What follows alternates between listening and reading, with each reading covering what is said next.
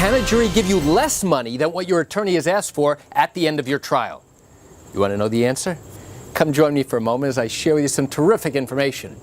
Hi, I'm Gerry Oginski. I'm a New York medical malpractice and personal injury attorney, and the answer is yes, they can. So again, let's say this is a medical malpractice case, and now you sued your doctor claiming that he caused you significant harm and injury. Why? Because he was careless on a particular day at a particular time. The doctor, on the other hand, turned around and said, hey, wait a second, why did you sue me? I did nothing wrong. And if I did something wrong, whatever I did didn't cause or contribute to your injuries. Then he says, you know what? If I did something wrong, so did you, Mr. Patient. So now he's pushing the blame on you. And then he turns around and says, you know what? Okay, if I did something wrong and whatever I did caused you harm, your injuries really are not that bad. So now the doctor and his attorney say, we are never going to settle this case. We are never going to negotiate. You want to go to trial? You want to go ahead and get a verdict? Fine, we'll see you at trial. Okay, that means 2 to 3 years down the road, you're going to see them at trial. Now, that's the typical length of time one of these cases take from start to finish. So now 2 or 3 years have gone by. Your case finally comes up for trial, and now your attorney puts on all the witnesses, all the medical experts, all the testimony necessary in order to show that you are entitled to a verdict in your favor. Likewise, the defense attorney goes ahead and puts on their witnesses, their experts to say, hey, wait a second, we did nothing wrong. This case should be thrown out. So now, at the very end of the trial, it's time to make closing arguments. During closing arguments, the defense lawyer goes first.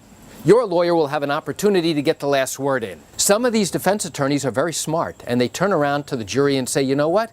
We don't think you should give any money whatsoever. We don't think that the doctor was careless. But if by some chance, you wind up determining that yes, our doctor was careless, and yes, his carelessness was a cause of this patient's injury, then now we ask you to consider giving only this amount of money, because that's what we think these injuries are worth.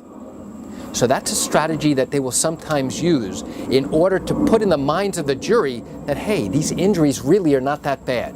And that if you, the jury, are going to actually give this patient money, we only ask you to give a small little amount, a fraction of anything that they ask for. When your attorney gets up to make his closing arguments, now some attorneys will turn around and actually suggest to the jury how much money they think you should receive, and ask the jury to consider whether or not $2 million, $5 million, $10 million is sufficient to fully and fairly compensate you for all of the harms, all of the losses, and all of the damages that you suffered, all because of your doctor's carelessness.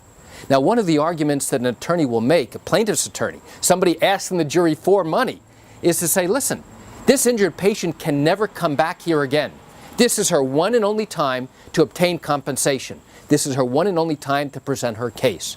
And now, if you give her only a small amount of money, she can't come back here next week. She can't come back here next year or in 5 years and ask you guys for more, because this is not a sufficient amount to fully compensate her. So when you consider how much to give this injured patient for the damages that she suffered, you have to determine exactly how much she's going to receive, because this is going to last her for the rest of her life. There are two competing goals here. The defense attorney wants the jury to recognize, hey, there's no case here and should be thrown out without giving the patient a single dime.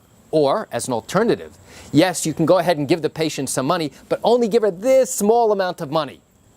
Now, your attorney, on the other hand, has a different agenda. He's got a different goal. His goal is to try and get the maximum amount possible by suggesting to the jury, hey, ladies and gentlemen, we believe that this patient's pain and the suffering that she endured for the past 3 years is worth at least $3 million. I ask you to consider whether or not that's sufficient to compensate her for those 3 years that she suffered and endured for all of these problems. And now it comes time to evaluate the future pain and suffering. How much suffering and pain can she be expected to endure from today, the day of the trial, into the foreseeable future for the remainder of her life? And now we ask you to consider whether $10 million is sufficient enough in order to compensate her, fully compensate her for those injuries and damages. So now the defense attorney has an interesting argument. They have alternate arguments. The first one says, hey, listen, don't give this patient any money. And the second argument says, yes, you can give her some money, but only give her a small amount. So now the question I raised in the title of this video is, can the jury give less money than what your attorney has asked for? And the reality is that they can. So now you might be wondering, how is that possible? How could they possibly give less money than what your attorney has asked for? Well, the reality is that when your attorney makes closing arguments, he is giving the jury his interpretation, his impression of what he believes that the injuries are valued at. The jury does not have to go along with that interpretation. The jury can obviously disagree. They can, however, they can agree. They can give more. They can give somewhere in between, or they can give nothing at all. So when the jury is trying to come up with a decision, just because an attorney makes a request to the jury at the very end of trial and says, hey, ladies and gentlemen, I believe that she's entitled to $5 million for all of the harms and